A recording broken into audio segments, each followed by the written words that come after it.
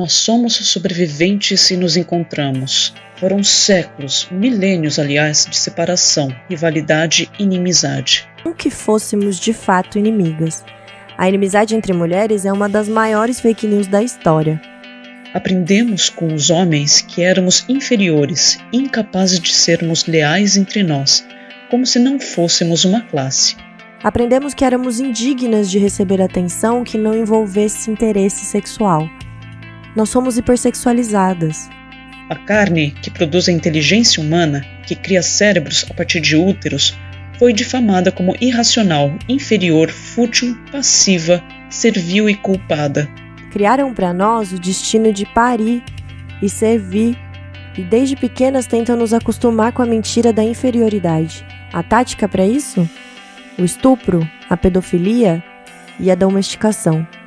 Mas nós somos sobreviventes, nos encontramos. E não foi a primeira vez, nem será a última.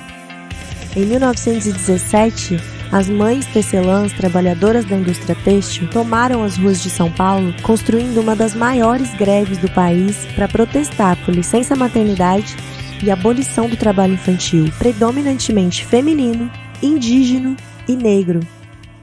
Tinha a indústria têxtil, era uma indústria forte, e as greves começam principalmente nas indústrias têxtil, nas grandes. Eram indústrias ainda bastante incipientes em termos de maquinário e que utilizavam muito da mão de obra, de jornada de trabalho bastante extensiva, com o uso da mão de obra feminina e o uso da mão de obra infantil. É isso o que representa o dia 8 de março no Brasil. A luta revolucionária das mães e também de toda a classe cuidadora. Irmãs mais velhas, empregadas domésticas, babás, professoras, enfermeiras, meninas e mulheres que fazem trabalho de base.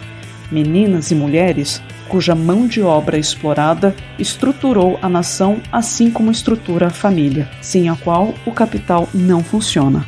No dia 8 de março de 2020, a sangra coletiva tomou as ruas de São Paulo mesmo debaixo de chuva para gritar que ainda sangramos a dor das nossas bisavós sequestradas, das nossas avós estupradas e obrigadas à maternidade como parte fundamental de um projeto de explosão demográfica, embranquecimento e industrialização do Brasil.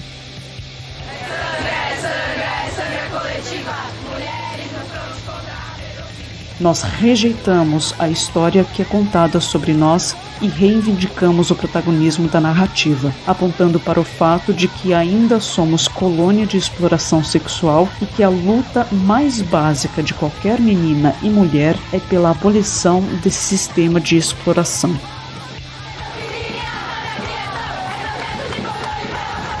Um sistema que aparelha o Estado, possibilitando a propriedade das meninas e mulheres pelos homens. Nós ocupamos o 8M para exigir a revogação da Lei da Alienação Parental. Lei da Alienação Parental, nossa força é crescente, nunca viram nada igual. Vamos fazer nossa luta cada vez mais radical. Ocupamos o 8M para exigir a abolição do casamento infantil.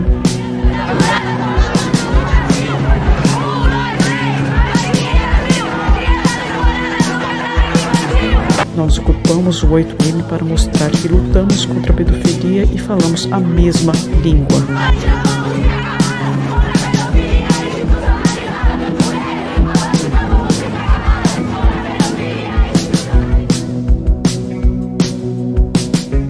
É imprescindível faltar a pedofilia no 8 de março, porque a pedofilia é uma política institucionalizada para fazer também a divisão sexual dos nossos corpos e dos corpos de criança e para nossa submissão.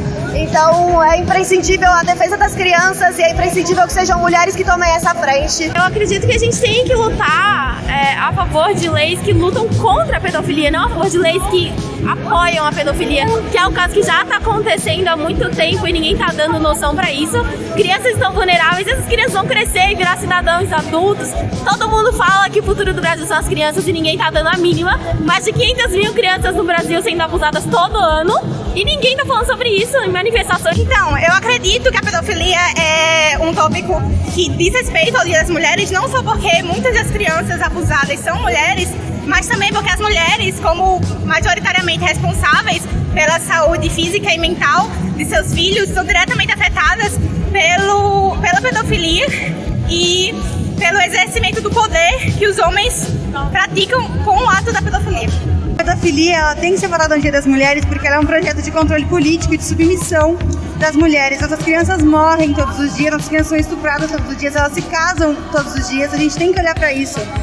A gente tem que pautar a pedofilia no dia 8 de março, porque a pedofilia é um projeto político de dominação, de controle reprodutivo e de eugenia, porque quando se estupra uma criança de 12 anos, quando o pai estupra essa criança de 12 anos e engravida ela, o que vai acontecer? Ela vai ficar escravizada dentro de casa pelo próprio pai. Por isso a gente quer a revogação da lei da alienação parental, que protege pedófilos, e a gente quer aumentar a idade núbil de 16 para 18 anos no Brasil. E essa luta não se limita a São Paulo, onde enfrentamos sim muita dificuldade para avançarmos com a pauta de pedofilia. Os desafios da luta contra a exploração sexual infantil são ainda maiores e mais complexos em cidades onde o turismo sexual é amplamente difundido, como por exemplo o Rio de Janeiro. Debater prostituição, exploração sexual de crianças e adolescentes ao longo do 8M no Rio de Janeiro é muito difícil. Talvez seja a cidade em que é mais difícil de fazer esse debate no Brasil. O turismo sexual aqui é muito forte, o ativismo pró-prostituição aqui é muito forte, ele está nos partidos de esquerda, ele está na academia, ele está em todos os movimentos sociais, então é bem complicado mesmo. Não interessa, a partir do momento que tem essa infiltração, não interessa a eles debater a exploração sexual de crianças e adolescentes, porque para essa narrativa, para a narrativa do lobby cafetão, interessa fingir que as pessoas começam a se prostituir no dia em que elas fazem 18 anos e não quando elas têm 10 anos.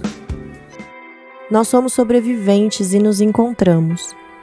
Não imaginávamos que depois desse encontro passaríamos tanto tempo sem poder nos olhar nos olhos.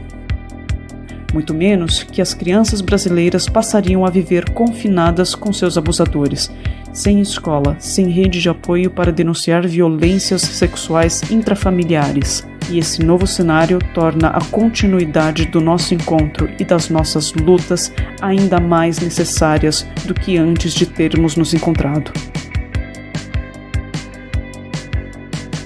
Esperamos que você também tenha se encontrado na nossa mensagem.